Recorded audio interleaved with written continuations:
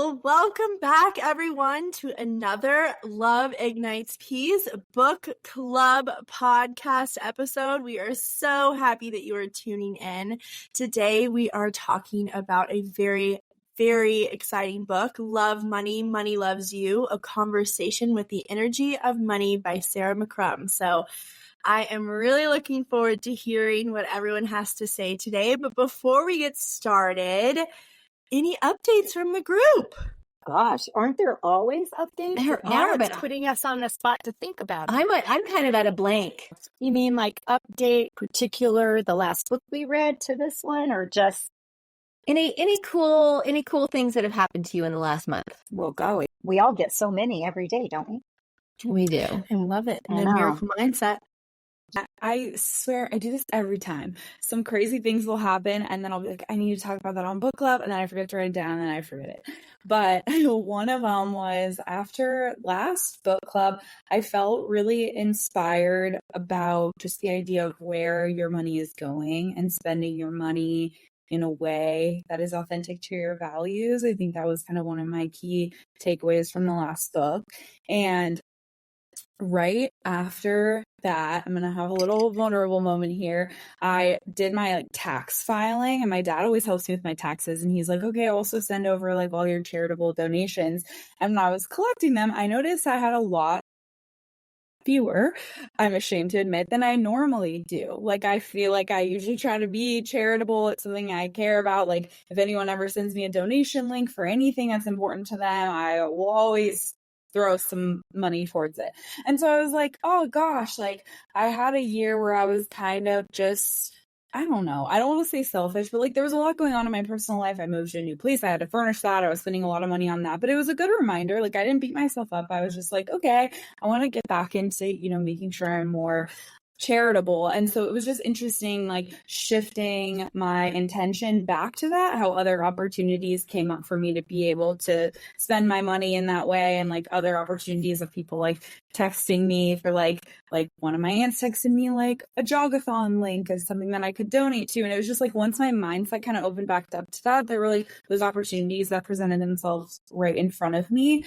And then I was thinking about her whole premise was wanting to end world hunger. And so Martin and I, who just walked in the door, but we went and volunteered at a food bank together, which was really fun. And it was a really great experience. And then I started reading another book that had nothing to do with money or any of this kind of stuff, and it mentioned the food bank that I went to, that chain by name in this book that I was reading, which was about worthiness is a different topic. And so it was just this idea of that kind of invisible string floating itself through and causing coincidences in life no matter where you go. I love that one. That's really, you got validated big time. That was cool. Yeah. I had one. I read this book a while ago, and then I kind of zipped through it again just recently. I do love money. I look at it and my money has babies. I don't know how, but it just keeps having babies. So it's money babies, right? Well, at the foot of my bed, I have a huge trunk, and I am not kidding. It's where my, I have a AAA credit card. That's the one I use, and you pay off every month for gas and all that shit. Well, I know I'm bad. I don't really look at the statements all that much, and they just stack up. Well, if you're really bringing in the money, why aren't you opening all those envelopes? They're not good or bad. They're just there. So I went in the morning, get dressed, and I start ripping them open right at the foot of my bed. I'm just going through them. There was a check for $520 something that had been in that stack 3 months probably. And as soon as I questioned myself, well, if you're truly not afraid, then why are you not opening? Fidelity is a great one. I mean, there were nothing bad, but there had to be some grain of fear from in the past opening up a bill, opening up a thing. And as soon as I let that go and opened it, boop, there was a check. So I'm opening all of my statements, my fidelities, my everythings. So Yay. Yay. yeah, it was a good You one. never know when money's going to show up in one of those envelopes.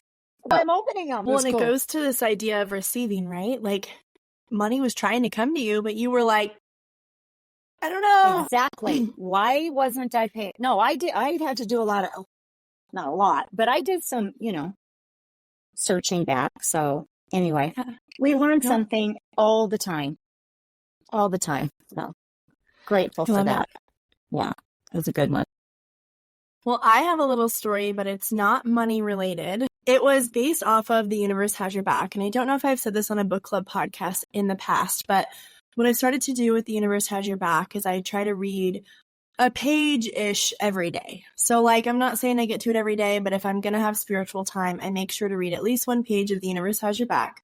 If I pull out something that is impactful, I will either highlight it, I will write it in my journal, and if it's super impactful, I put it on a sticky note and I put it on my nightstand for like really front of mind that week. So a couple weeks ago, I was reading the chapter on Uncertainty. And for those listening, if you are new here, we did read this book, The Universe Has Your Back by Gabby Bernstein, and we all really liked it, so we'd recommend. But the chapter on Uncertainty, I pulled out this quote that you have to transform fear to faith, light or darkness to light, and disbelief to certainty to let the universe fully support you and to create the life of your dreams. So that weekend, I went skiing in Vail, and I was a little bit nervous, and I have grown up skiing, but there was a chunk of time where I didn't ski, and so I could really use to brush up on some techniques and all of the things. So I get to the mountain, I do a few runs. I also had a total coincidence God wink that led me to this. I'm totally leaving out. At Christmas time, I rode up the ski lift with a ski instructor that offered to give me a free lesson on a run, which was such a cool thing. I mean, like a ski lesson in Vail was like a couple $1,000. So like even one run, I was like tickled pink. And it was just, again, just divine coincidence how that all came together.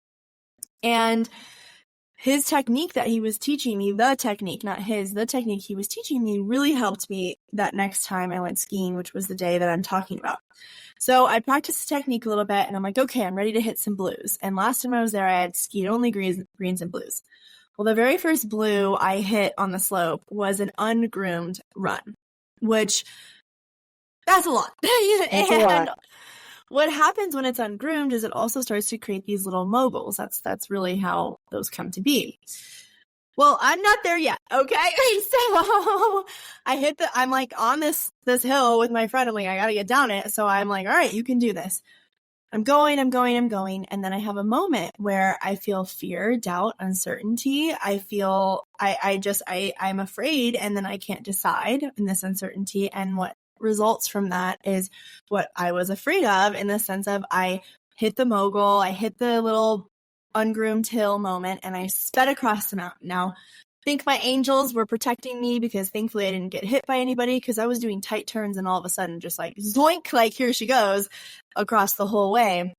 And I thankfully didn't get hurt, but I stopped and I was chatting with my friend, and he's like, listen, you in those moments, like one of the biggest things you have to do is pick your line and have confidence. And indecisive driver is an unsafe driver, right? Like a safer driver is one that makes the decision, that's confident, that goes for it. So I started mowing this around and I'm like, okay, I'm going to shift my mindset to this confidence. You guys, I have never skied like this in my life. I was skiing black diamonds all day. And then I was on a run and I skied faster than I've ever skied. I skied better. Anyways, so I'm skiing pretty fast and I start to feel a little bit out of control. Well, last time I felt out of control, I panicked, I felt fear, and I almost got hurt. This time, instead of finding fear, I had complete certainty, confidence, and belief in myself. And I was like, okay, I've got this. I heard in my head, I was like, you can do this. You need to cut right now and you can do it. And just decide. And I cut and I cut and I cut and I slowed myself down and I looked like I knew what I was doing and I was safe and confident and I felt so good. Like I was high on life, right? So wrapping this up, I come home that night and I am doing this 100-day challenge where I sit and listen to a song and feel into the energy and manifest while listening to that song. So I sit down and I hear in my head that I should play Fear is a Liar. And I'm like, what? I'm not afraid. Like, I'm just feeling like a baddie. Like, I just had to do this whole thing. But I play the song Fear is a Liar. And I could feel my heart just completely opening up because all these pieces were connecting. One, this piece of, okay, literally when you're afraid, you actually end up not getting the result that you want. You think fear protects you, but fear really keeps you from the life of your dreams. Fear really actually endangers you and puts you in more compromising expressions of life. Whereas confidence got me the result I wanted. I was skiing like a badass. I was having so much fun. I felt good about myself. Confidence gets you in the lane of what you're really, really wanting and what you're really desiring. So, tying this all together, listen to this song, Fear is a Liar, and I'm having this meditation and I'm having this moment where I realize the same thing applies in my love life. So, if I have fear of not finding this person, or if I have fear of losing, this love or whatever it is, I am keeping it from occurring in my life. Where instead, if I can really just confidently step forward and go, okay, I have certainty, back to Gabby Bernstein, I have certainty, not disbelief. I have faith, not fear.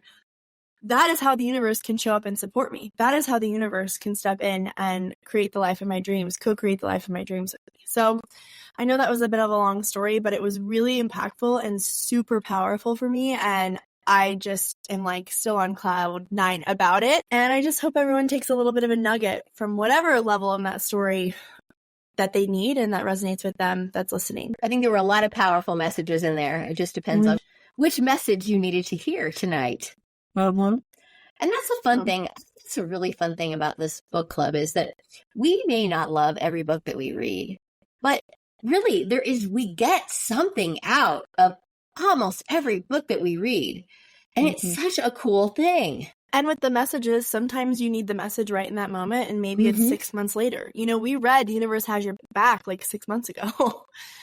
And it's just cool to see how the synchronicities all play together. Well, let's get to this book because I don't know about you ladies, but this book is a book that is going to stay with me for a very long time. And in fact, I've read it twice. How often do you read a book club book twice before book club?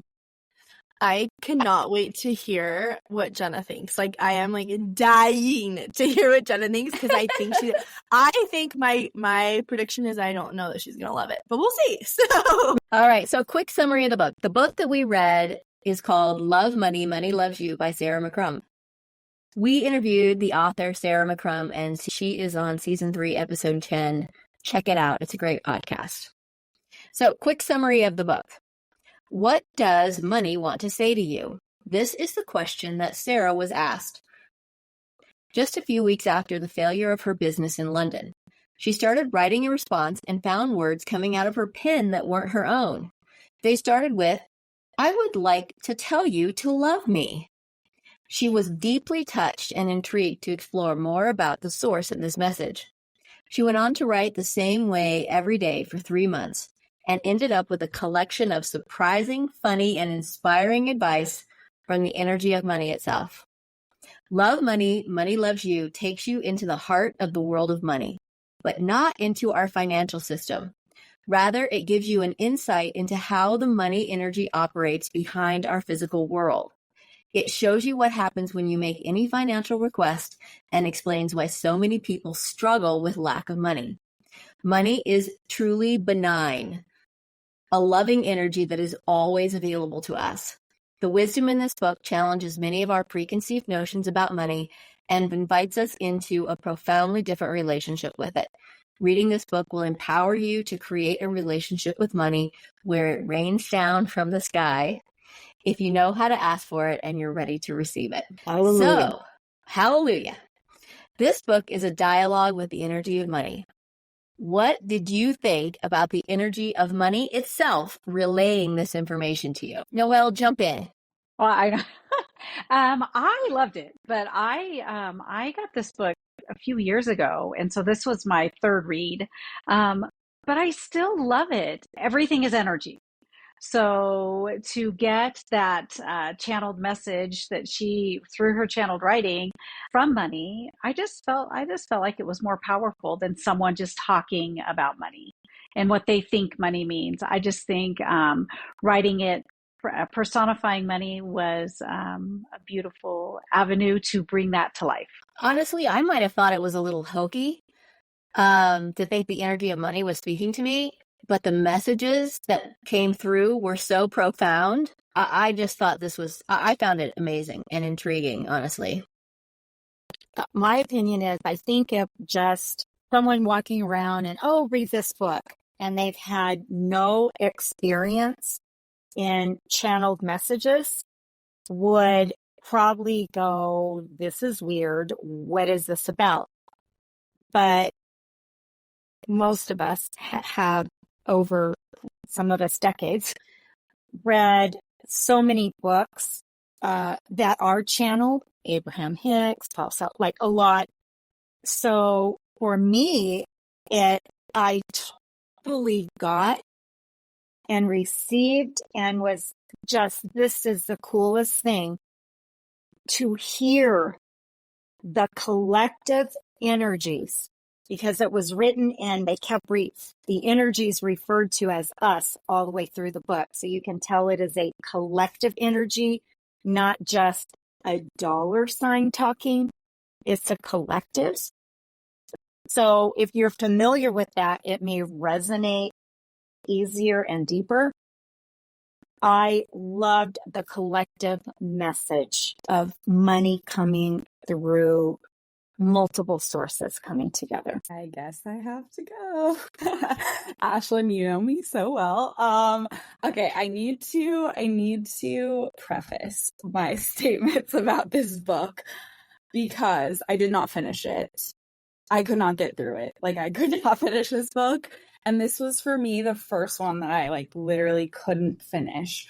So I will say that I only got through 30% of the book. So I can't give it a full on rating because that's not fair. And today I picked up the book earlier today. I had a little break in work and I picked it back up and I was like, okay, you gotta get through a little bit more. You just didn't like the beginning. You gotta read more of it for the book club. And I really did think it started to get better. I'm not just saying that. So I don't think I gave the book a full enough chance.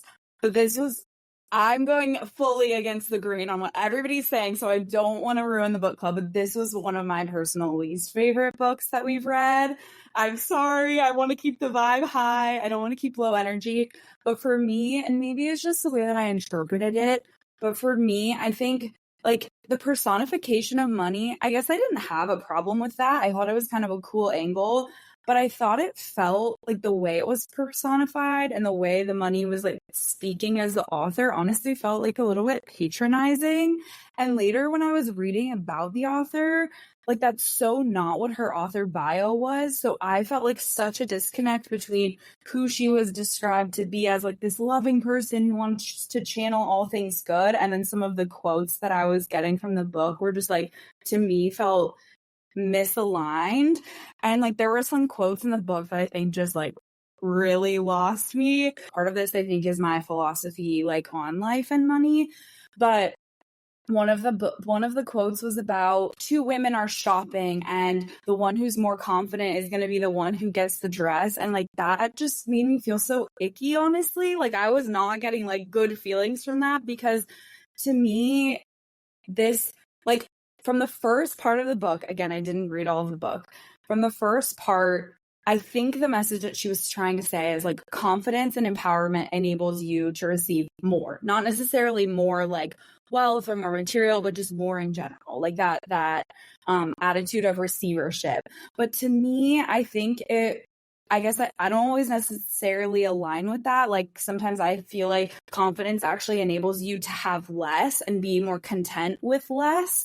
So like not less as in like less experience, but like less material goods. So like for me, I'm trying to take an opposite approach in my life of trying to be more of a minimalist, because I find that like when I get caught up in the more, it's just more crap, more distractions, more waste, more like going against eco-friendliness, like more chasing instead of actually just being content with my heart and soul and who I am.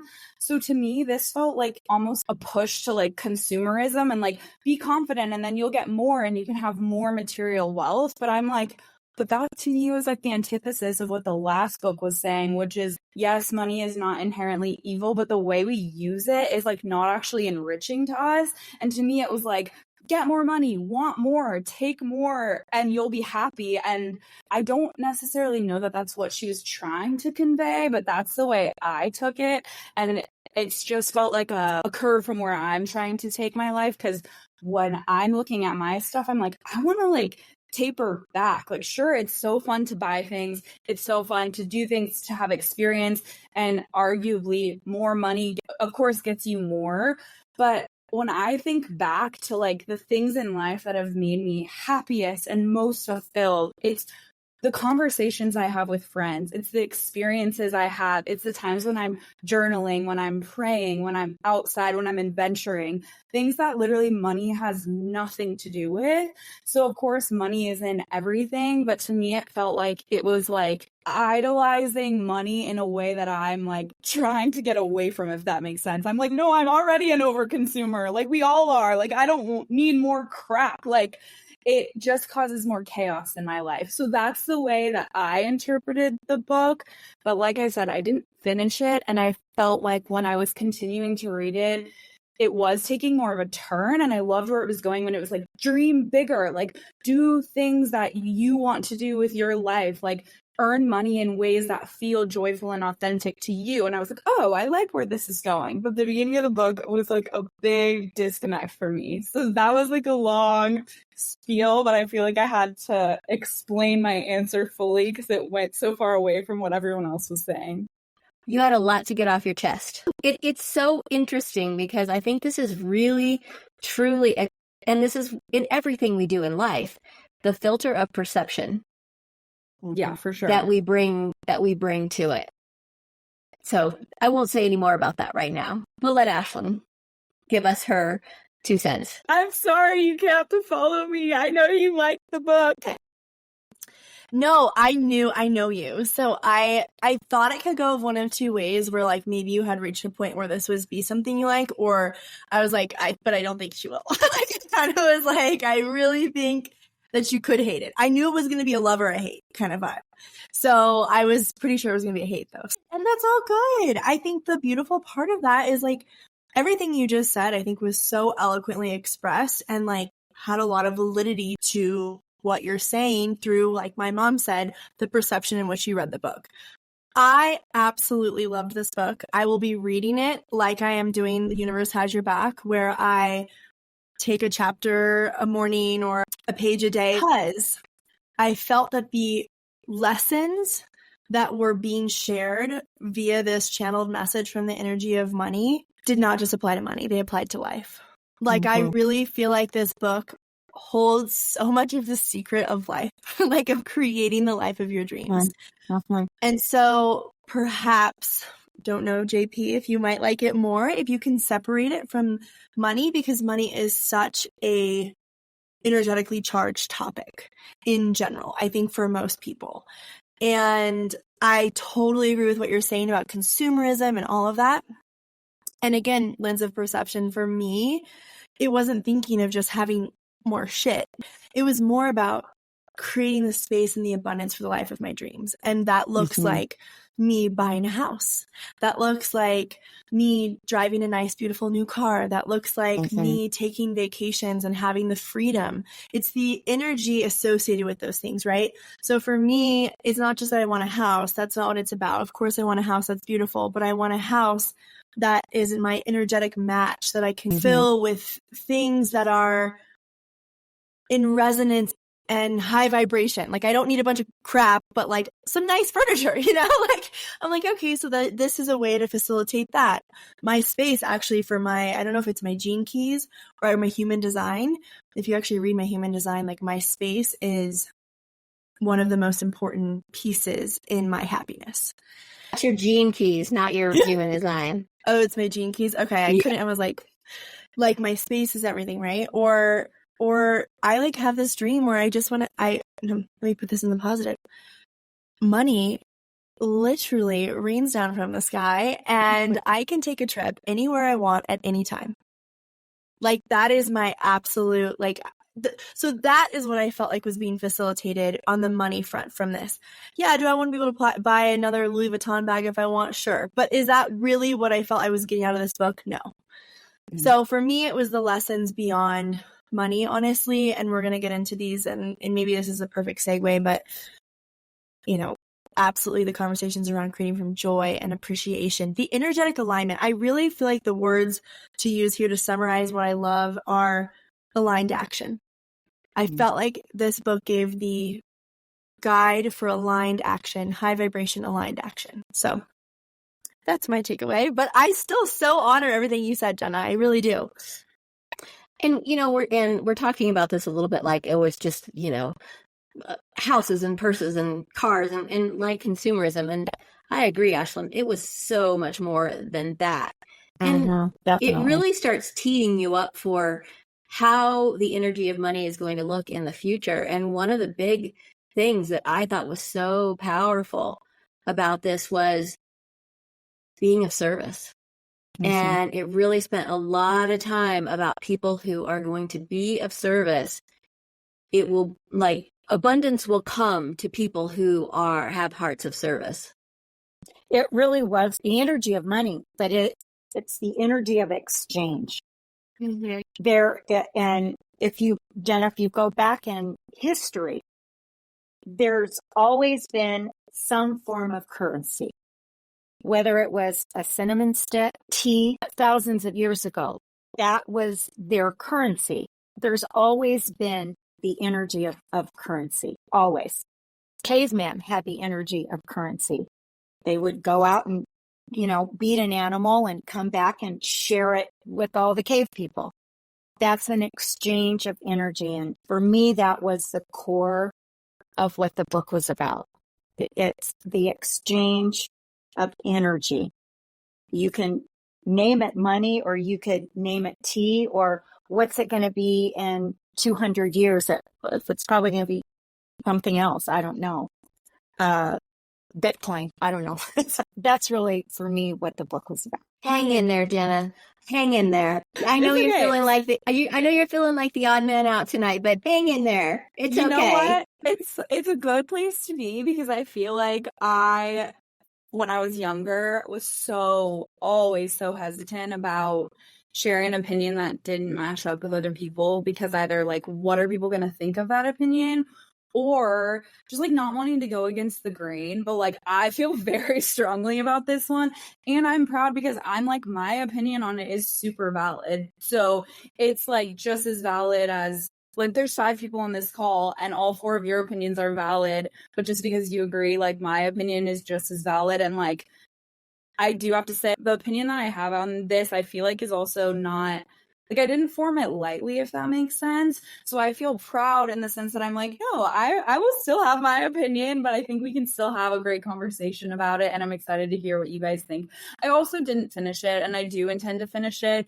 I think the other big thing was, as I kept reading, I was getting this sense that it's beyond the physical, the physical of what money is and what it represents. But the examples that she was giving in the beginning of the book were literally so surface level that I was this is where the book is taking us. We're literally talking about shoes and bags and coats. We are talking about the surface level stuff, which to me, I literally wrote in my notes, I was this is the antithesis of the last book, because the last book was talking about using your money again in a way that does good and resonates and feels good, not just having the next big thing because you want it. And the part about the confidence is I think what she was trying to get at is having the confidence, again, Ashlyn, going back to your example in the beginning, is like having the certainty is that receivership mindset. But the way it was relayed to me was like, if you're confident, you get what you want. And it, like, again, that's where some of the like patronizing, where I was like, if you were reading this and you were like struggling with money, like, thank God I'm in a position where I'm very comfortable with money. With you, Teresa, I'm not like looking at my bank accounts. Like, I know what I'm spending. It's comfortable. I'm not counting my pennies. I'm blessed to be in that situation. But if you were somebody who's like really trying to not just go from a place where you're like comfortable or extra comfortable, but you're just trying to get by, and if you were reading this, I like, it was making me like feel like the ick.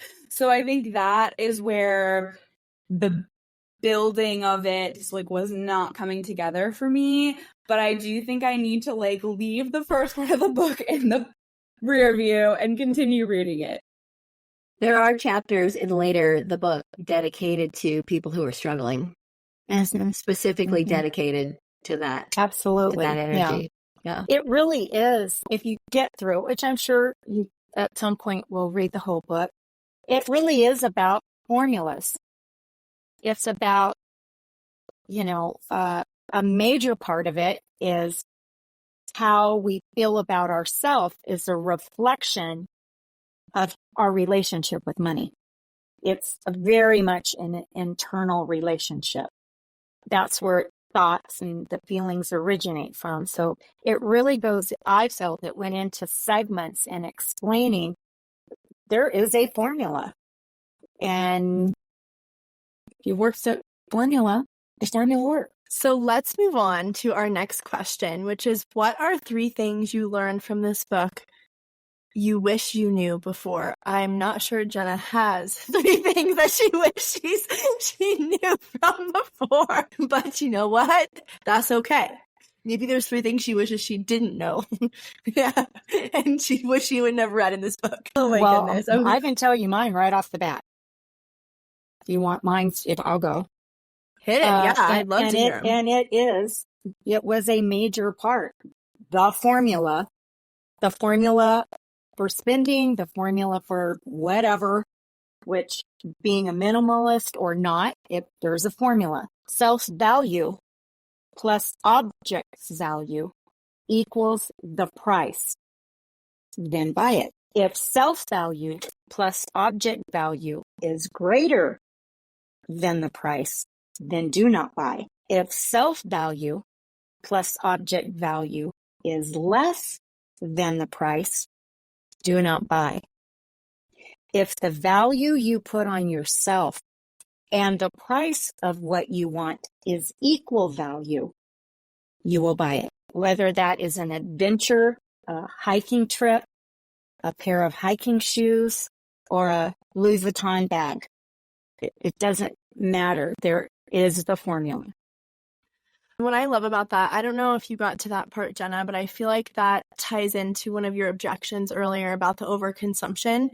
And for you, in alignment with this book, that self-value plus that object value for the price wouldn't be there for a lot of consumer things. So that wouldn't be something that this book would encourage you to spend your money on. But it gets to that, and I see how it started, not like that. It started like, all right, let's go like gangbusters, y'all. Like, just get after it. You can have whatever you want. But then it kind of breaks it down of like, okay, but you can have everything you want. Now, how do you actually facilitate that energy in alignment with the planet, with yourself, with, all the things. I love that, Teresa. Thank you for sharing. You're welcome.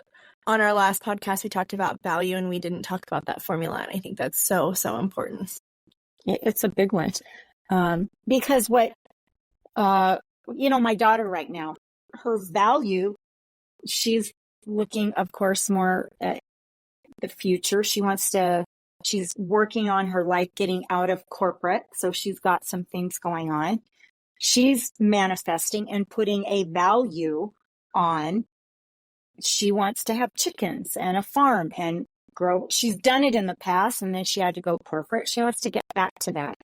So her value would be accumulating, if we want to use that word, chickens and that type of thing where someone else's value, again, is a vacation. Neither one is better than the other.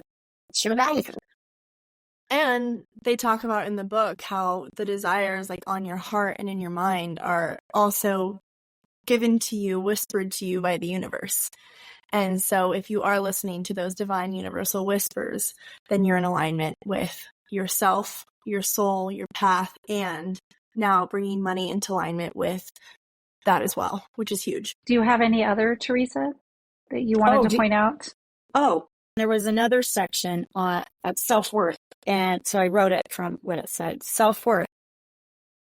I don't deserve it is when people say, oh, I'm not worthy or I don't deserve it, or is really being selfish, because there is no exchange of energy, service, or contributing.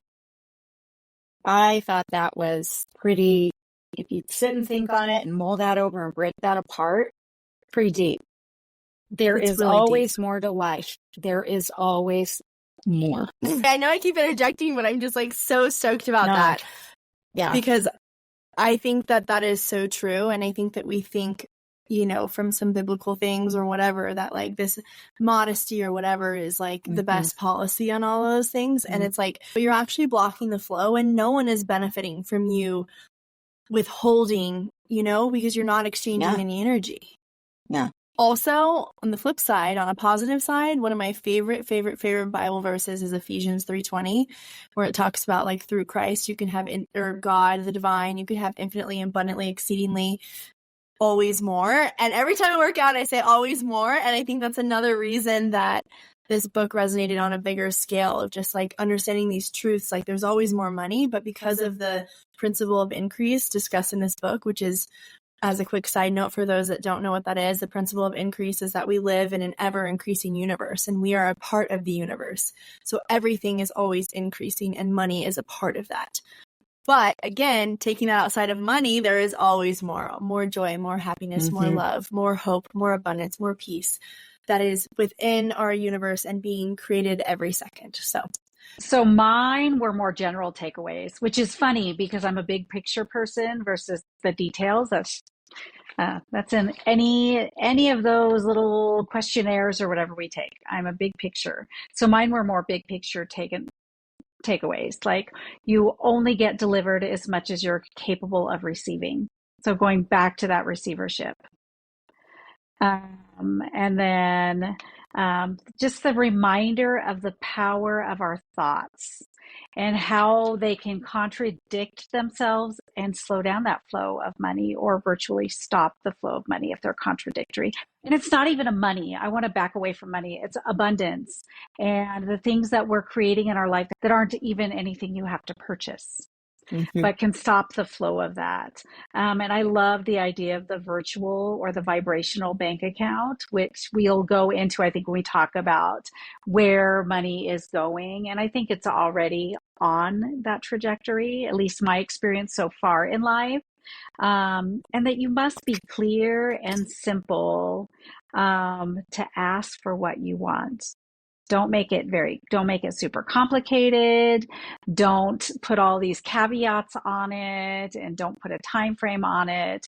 And the things that you want, when you're in alignment with them, they will show up. And that it all has to do with the vibrational exchange of just that energetic exchange, which sometimes is money. Sometimes it is relationships that bring to you what you were looking for. It's not. Yeah. So it's more about manifesting and creating the life that you want. So those were my 3 big takeaways, big ideas. Well, Teresa had one of mine and Noelle had 2 of mine. So I want to go back to the value idea real quick. And we don't often talk about the value that we put on our health. And so it's really fascinating to me, I've gone the holistic medicine route for many, many years, and it's expensive. And health insurance doesn't cover it. So, I've had to go through that. Gosh, is my health worth $1,000 that I have to pay out of my own pocket? Well, Absolutely, yes.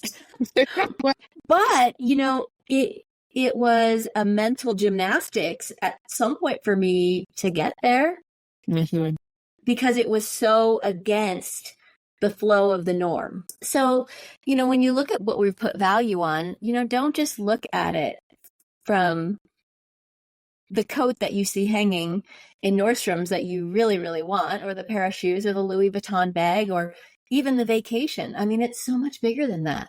If money is unlimited, what would you do for yourself? What would you do for your health? And just to tag off of that really fast, I looked back at my notes and I did a visioning of what I'd want to do with my money. What you want to give with your money, the people that you actually want to help and bless with this money. Like, think about, there's no righteousness in keeping yourself poor or blocking the flow of money, because bringing in that abundance, like you said, Mom, is beyond just like the house and the car. And I know I mentioned that earlier. I'm also at a stage in my life. I'm 27 years old. Like, that's what you're thinking about when you're 27. You're like, all right, I gotta lay a foundation. But I also wrote there people in my life that I would want to do things for, like dreams of gifts that I could provide others, experiences I wanted to give for people, college funds, things that would bless other people's lives. So anyways, I just wanted to tag that to what you're saying. It's bigger than just those things. It is your health. It is what you can give, like all those things. I just feel so grateful because when I spend $1,000 on my health, I'm supporting someone else's own small business. When I spend, I don't know, $200 a month on private yoga sessions, I'm really supporting someone else's business and their dreams and their livelihood, and they're being of service to me. And I find that really soul enriching. The one other thing that I really wish I knew then that I know now, and I think it is the coolest thing in the entire world, is just that I can drive down the road and literally have a conversation with the energy of money. I can have that conversation in my bathtub while I'm washing my dishes, before I go to bed, whatever it is. It's just another relationship in my life that I am choosing to nurture. That just cracked me up because it sounds like you wash dishes in your bathtub, but I know that's not what you meant. That's a good one. Not wash dishes in my bathtub. I only wash me in my bathtub and my dishes in the sink. Yeah. But Paige, it's those of you who believe in angels or spirit guides or talking to a loved one who's crossed over. It's building a relationship. And that relationship is trust. And that trust must begin in self. So it goes back to self-worth, self. And then we can build the relationship and extend it out. So, Ashlyn, I was going to tag on to what you said because I loved what you said, but I feel like for the first 30% of the book, that is not what the book was saying. Like, that's not what it was getting at. So to me, if that's how the book was written, I'd be like, yeah, not that it all needs to be about how you can use your money for other people, because I do think, of course, it's important to feel deserving of money and use your money to enrich yourself. But like what you said resonated with me so much, because that's one of my favorite ways to spend money is getting people gifts and like getting people nice things and being creative and like being able to give back to people. Like that enriches my soul. But the content of the beginning of the book, literally, like, I'm not making up these examples. The examples in the beginning of the book were about a coat, shoes, and a bag. And I'm like, it felt so surface level that maybe if I read the whole book, I would really feel like, because the insights that I'm hearing from you ladies are incredible. I just feel like it wasn't getting to that point. Like, it was literally like talking about having more, and it was talking about the relationship of confidence to money, which the way she developed that thought, I thought was really missing a key piece. Was like, screw money, screw exchange, work on yourself first. Like, take money or exchange or anything else out of the conversation. You can't have a rich and abundant life without having that feeling of self-worth and working on yourself. And I think she went right into connecting the two, and that's where she lost me. Like, if the title of the book was like love abundance, abundance loves you. Or even if it was about money, but she started more of like a building block, like the 8 rules of love. Like love is also a super emotionally charged topic that can be sensitive, but this was about like the steps. And it's like, okay, let's go back to the basics. You want a great love in your life? We're not even starting there. We're starting with work on yourself, love yourself, and enjoy the hobbies around you and have that confidence. Then work on this. To me, that just didn't exist in the first part of the book. And it sounds like you got to it later. But for me, I was lost before I could even get there, because I also thought that what I kind of alluded to before and what the last book talked about is they were talking about how wealth, like extreme wealth, does not make you happy. They were talking about that in the last book, and how in fact that actually makes a lot of people unhappy, and they think they're chasing it because it's this like inflated sense of confidence, or this inflated like, once I have X, I will be happy. Once I have Y, I will be happy. And that could be a material item, but it could also be a thing. Like, once I have X job, I will be happy. And I think that goes back to this like hustle culture mentality of, once I do X, I will be happy. And it's like, no, you have to be happy first. You have to be happy without all of those things. You have to love yourself from the inside out. And yes, you can dream big and do all of those things, but those aren't going to enrich your life unless you're happy. So like, if you're not happy with not that much money, you're not going to be like incredibly happy with enough, like all the money in the world. Like, that's not going to change your life, if that makes sense. So to me, that's where it felt disconnected. Did you get to the point where it talks about enjoying? No. Okay. I got actually, maybe I did. That's where I really started to be like, oh, this might actually be a good book. But like, why did you give me all this crap for the first part of it? No, I'm kidding. But it started talking about enjoying what you do and doing something you love, and like cultivating the way you earn money should be in doing something you really love. And that's where my interest went like ding, ding, ding. And then I didn't have enough time to keep reading. So that's where I left off. Well, it keeps going to this perspective that you were just sharing about the self-work. It keeps going to this idea of, okay, let's talk about joy and enjoying in general. Let's take it away from the work that you're doing, and let's just talk about enjoying everything in life. It's a mindset shift. So yes, you can try to control your thoughts. It says this in the book, but that's a lot of work. And we as humans, we've got like 60,000 thoughts a day. So that's a lot of work. Now, granted, we at Love Ignites Peace, from the deeper freak perspective, have things to help you with this deeper subconscious transformation perspective. But for the average John and Jane, they are not reprogramming their thoughts on a daily basis. So it literally started giving this idea of, here are some actual steps to shift your mindset to joy and just enjoying life in general. How much time in your day do you actually schedule into your day enjoyment? We like to make a list of all the things we have to do, but do we go, okay, wait, where are we scheduling enjoy? Okay, now schedule an hour in. One task you do today, you're going to really focus on joy. And anyways, I could go down this whole joy thing. And in fact, it's one of my top points. So maybe I will here for another second. But what I'm trying to say is, to what you were saying about the self-development piece, that does come more in the book. I was going to say, I would have had a different experience if it started there, because the beginning lost me, like I said. So I ought to go back and report back next time. Jenna, you're making me want to, and I read it twice. You're making me want to go back and read the first however many pages you read, because I did not have that visceral of a reaction like you have. I didn't even think about it. It was just like, oh, okay. And it just went on to the next.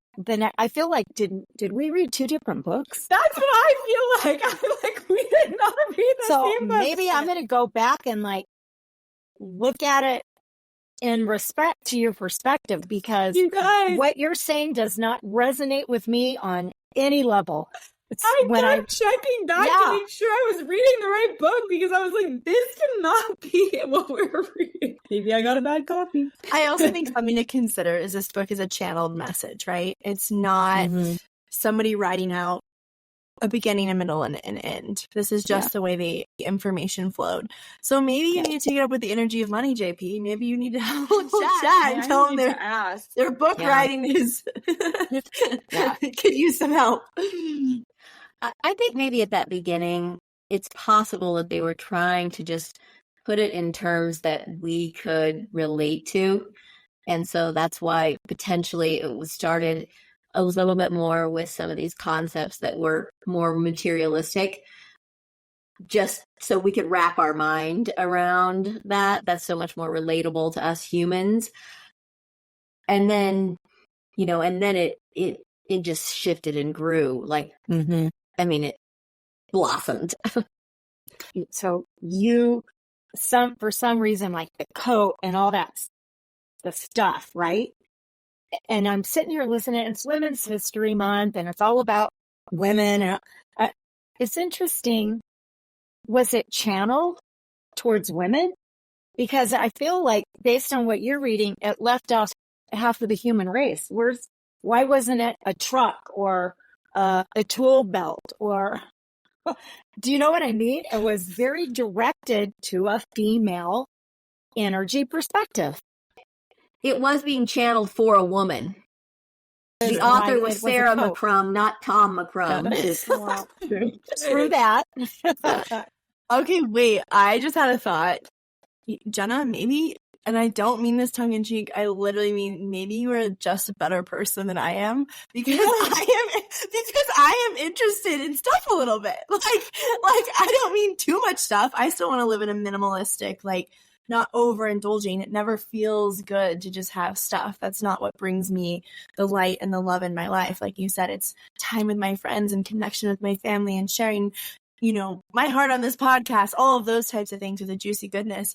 But I wasn't bothered by the coat example because I was like, I want a coat. So maybe you're just a better person. Like, genuinely, I don't mean that tongue in cheek. No, here's the thing. We all want stuff. We should be able to, enjoy and love life. I love getting cute clothes. I just went shopping at my neighbor, does, turns over stuff that is from these, nice brands, and I get to buy it for, $5, and it's so fun for me. That's not, I don't think you want to go so far as villainize that either. But Paige, I think you hit the nail on the head, because I think that is what most people are going to resonate with and what most people are going to want. So when people are reading about money, a lot of people are going to be like, well, how do I get more? I just want more money. And then they're going to resonate yeah, I want more money so I can buy that. So that's kind of, I think, going to be the hook for a lot of people. For me, that's the turnoff, because not that I don't want a nice workout set or, don't want to live in a nice place that's comfortable or also buy a house. But I think that there's so much of that already in society. And I feel like also a big part of this goes back to how I was raised, which is my parents are super, I don't want to say modest, but stuff was just not important in our lives. My parents have a beautiful house. They live in a gated neighborhood. My dad's an attorney. My parents do great, but their lives were never about stuff. That was just not a thing in our lives. I don't know how to explain it. We always had plenty. We always got plenty of toys for Christmas, but it wasn't my parents ever wanted to drive the nicest car or have that wasn't at the forefront of their values. And so to me, that was never something that I cared about. And it gave me a different perspective of, not that it's a bad thing to have nice things or want them, but sometimes you can live just as joyous or more of a joyous life when that's not the core of your life.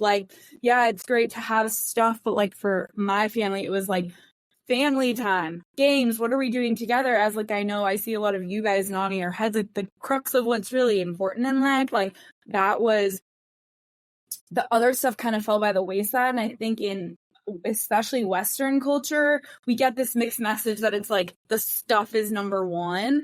And so for me, that was not the hook to the book. That was the turnoff. I'm great, another one of these books telling us that if we just have 97 pairs of shoes, we'll be happy. And I've tried that. I have a lot of shoes. It's not going to make you happy kind of thing.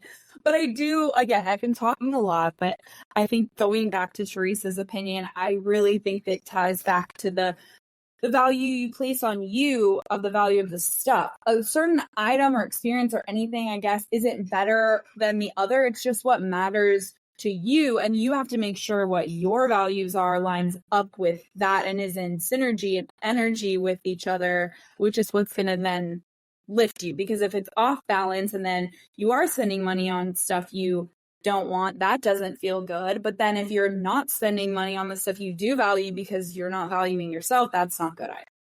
Well, they're circling back to the formula. Yep. That's Self-value plus object value equals the price. Yeah. And also, I just want to pipe in here. I will say, Jenna, I do think you do such a beautiful job in your life in general, living within that self-value plus object value equals the price formula. Because to everything you just said, like, you know, Martin gives you crap about your car. we, you know, they joke with you about your car. Jenna drives a little bit of an older car, but she's working. She's out here just piping down the road. I mean, it has a cassette player, people. So what I'm trying to say. But as you said, like, oh, wow, 6-disc CD player. Thank you. sorry. But what I'm trying to say is, like, you live in alignment with value. Like, you don't really care to have a nice new car. Now, I do think when you get one, you will enjoy it. I really do. But I also want to say, like, I honor the fact that you are able to live within these principles, even within this book that we're already talking about. Like, you don't spend money because you need to feel like you fit in. You spend it where there's value. I mean, yeah, I'm not going to out you anymore on that. But I was going to say, no, it's true. It's true. But I don't want it. Like, that's not important. So, but I think it goes back to the formula. And if I had read a little bit more. And I want you to know what I said, I meant that as a compliment, not as like a dig at all. I meant that as a compliment, like that you do live within your value. And I told you that about your car last time I was out there. I was like, if you don't want a new dang car, you don't need to get a new dang car. Like, you know, I support that implicitly. And I mean, same things with nails. I go get my nails done all the time, right? You're like, so now you've started to get into that and figure out what you like in that. But like, I've never once judged you for that. Like, that's not where your value is. That's beautiful alignment with your soul and what you feel and your background. So anyways, I meant that all as a compliment, to be very clear. I know.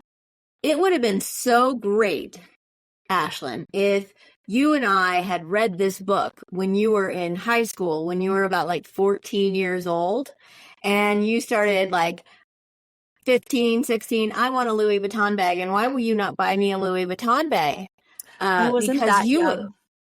And that's what my soul wants, and that's what's on my heart. So and there is nothing wrong with it. I'm sorry. My self-value plus object value sure does equal the darn stinking price. It sure does. But the reason and that I still manifested it through joy and appreciation and openness. It flowed into my life. But that wasn't my point. My point was you weren't going to get that because I didn't value it. And I was holding the purse strings at that time. I just manifested right around you. You sure did. You did the big go around. Yeah. All right. We should move on here. Has anyone tested the principles outlined in this book, and did they work for you? I have to say that I have not fully tested it. And I think this comes down to what's the name of the book that we read that we had to take the little questionnaire? Do it scared. Do it scared. So I used to be on my counter here, but anyway, and I think what I need to do some little bit of work around is uncovering or the subconscious beliefs I have around perfectionism, because I don't ever want to start anything until I know it's going to be perfect. So I need to do some subconscious transformational work around that, because I keep, I'll do the first few steps or do the little pieces, but to put it all together to, not that I haven't manifested lots of things, but the steps in this particular book. So I got to do a little work before I, I can start now. I do not have to do a little bit of work. I can start now. Still, that was a great insight, though, Noelle, on like what has held you back. You don't have to be perfect to start. Thank goodness on that. Teresa, have you tested the steps and principles? I almost feel like unknowingly through my life, some of this, yes, I can remember going back probably late 30s, had my third child, there was second marriage kind of thing. And I would write on the check to the water company or whatever. At the end in the memo, I would write thank you. What an honor. How grateful am I to be able to pay the water bill, pay the car bill. So I think in some way I was practicing a lot of this without how it's worded so much. Does that make sense? My self-worth. If I go shopping, if I want it, I'll get it. Because I know it's something I either want, need, can use, or replace, and it means something to me in that moment. It will add something. So that value of that self-worth for me, I think I've been practicing, for a long time. So I don't know if I answered the question correctly, but an instant takeaway, opening all of my mail and not being afraid of one piece that comes in because it's all good. That's what I learned. I love it. Mom, I feel like you had a pretty big put it in action moment. I know we talked about that on our last podcast, but do you want to share it again here? Well, I too, and I just want to say I've taken a very lighthearted approach to all of this. Reading this book has really lightened me up when it comes, not lit me up. It's made me lighter. I mean, it lit me up too, but it's made me lighter in just how I'm interacting with the energy of money. At the end of the book, Energy of Money says, talk about us like we rain down from the sky. Talk about money like it rains down from the sky and just rains all over you and finds you. And that just tickled me to no end. I mean, I have literally, I might walk around my house and say, money, thank you so much. I can't wait to be showered by you as you rain down from the sky. And, this isn't me hoarding all my money and being a miser about it. And, oh my gosh, I'm doing this out of lack. Honestly, I am doing this out of joy. Like, it's just fun. I'm just having fun with it. And so, for the last 2.5, 3 months, I've been just talking about how money rains down from the sky and finds me. I cannot tell you the checks that have shown up in my mailbox. I got a gigantic refund out of the blue from the IRS. And then the state of Colorado just sent me a gigantic refund, like a couple weeks ago. I didn't know it was coming. I just, it's kind of like, like something from the IRS. I'm like, oh, geez.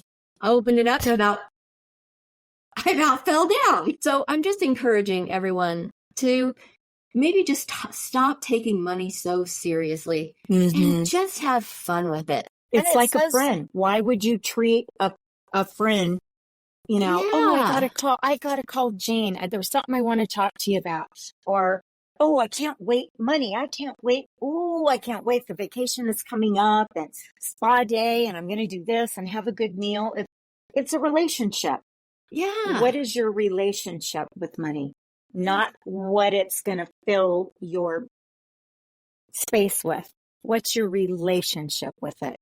And now my children are going to benefit because I'm only going to say for my son's birthday, like I'm taking everybody to a dude ranch because money rained down on me and it unexpectedly showed up in my mailbox. Yay. So we're going to go have fun with it now, and then we're going to support somebody else's business. Yep. That's the exchange of energy. Absolutely. Cool.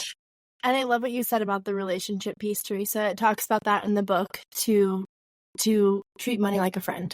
And the really good takeaway. I will say the tested steps and principles that I have done are enjoying first and foremost, I think is the number one takeaway. And I didn't say this earlier, but I have started to enact that in every little area of my life. How can I create joy?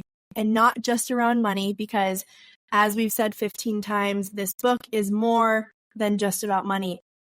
It is about right action, aligned action in your life to create the life of your dreams. So trying to create from joy. And this book also says it. It's like, if you're going to have the experience, you get to choose how you experience the experience, right? Even if you're doing something you don't love, like, you might as well choose to enjoy it versus sludging through it. Like, just those little mindset shifts, I feel like, have been huge.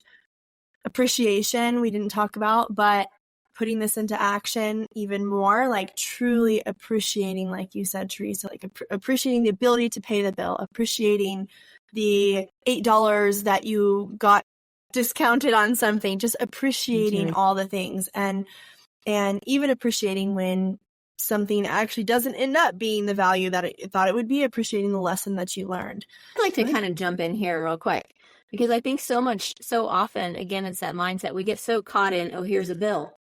Well, what if you didn't have water coming into your house? What if you didn't have roads to drive on? What if you didn't have electricity? I mean, I don't know about you guys, but I value a hot bath, hot water, just about as much as anything in this entire world. I mean, me too. Other than like my family and my,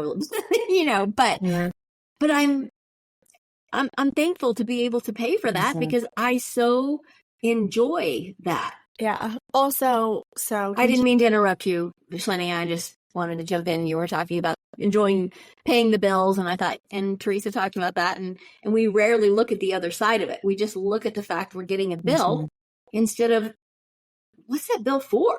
How has that bill actually impacted my life? No, totally. A key thing, since we're kind of talking about major takeaways, and I think this might possibly tie back to Jenna, the beginning of the book, but what about people who struggle with it? And there's a lot in the book. If you are in debt, if you do have credit cards, if you do owe, or your past dues, or it's pretty heavy financially in your life, step up, call the creditor. Don't be afraid and hide from it. Talk to them.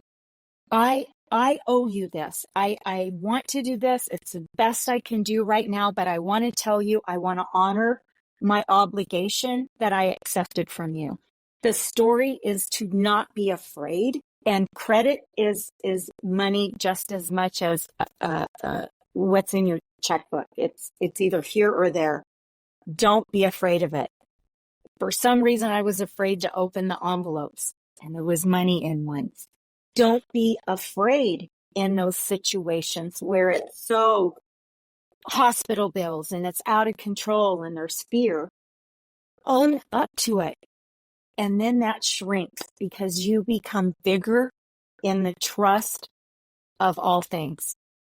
That was a huge takeaway, I think, for me. My last one I want to throw in there, and then we probably need to wrap this up here because we're getting pretty long in the old book club podcast, although this has been a great conversation. But one of the other most applicable takeaways / things that I have started to put to work in my life is to stop blocking.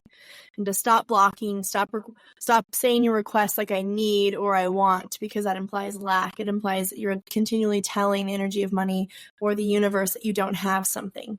Again, we talk about my love life a lot on here, and this is the same thing. Like, I want a great love. Okay, well, then you don't have it because you want it, right? So stop with blocking, and also stop with the doubt. Stop with the submitting your request 75 times. State it, as Noelle so powerfully said, easy, simple, clear, right? It is easy, it is simple, it is clear. And I think, JP, when you get to this part of the book, if you do sojourn on, that you will appreciate that, because so much of what's being talked about is actually how to simplify. Like, this made like manifesting and like just like creating a life of your dreams like kind of vibey. It made it fun. It made it like easy. It made it simple, and it made it attainable. So anyways, dream big, enjoy, appreciation, and stop blocking. So those were some really big things that I've been putting into action. With that said, I think we should go ahead and rate. Teresa, what are we thinking? 5 forever. 5 forever. Noelle? I also gave it a 5, just because there's so much valuable information that it helps explain the relationship. I mean, we'll call it money because that's what the book is about, but your relationship with life and how there's a giving and a receiving with life. And that's how I take it away. And Jenna, I too am very simple. Like, I'm like you. I want to be ethical about everything. I don't want to overconsume. I would say I live a pretty minimalist life, but is very full and very happy. And I think it's about that giving and receiving with life. Mama Love? 5 plus plus plus. I'm the same. So we're all at a round 5 now. What's Jenna gonna give us? Well, I didn't finish the book, so I was going to omit my score. But from the part I read, I would give it a 2. But I would give the conversation a 5. Well, you know what? As you said Interesting. earlier, yes, but your opinion matters and it's valued. So we're going to count you as a whole person and a whole score. So that brings this average to 4.4. And I'm going to close this out here with a quote that I think maybe touches on even Jenna's concern and this whole idea of there's always enough and abundance and how we handle that. So this was on page 219 and 220 in the book. You will not destroy your planet by consuming too much. You are destroying her through your contradictory approach of wanting so much and denying your own truth. Earth is truly abundant. She is surrounded by an energy that can supply you with whatever you want and whoever wants it. Between her, you, and us, we can create any kind of material good, experiences, and lifestyles you want, and there is always a way to do this without polluting or destroying the planet if you want to. Yay. So again, it all comes back to us and the choices that we make and how we execute on those choices. But there is always Beautiful. enough. Beautiful. All right. So our next book for our Love Ignites Peace book club is going to be Seat of the Soul by Gary Zukav. with that said, we're so happy and grateful. And remember that you are the ignition. And to get your freak on. Bye.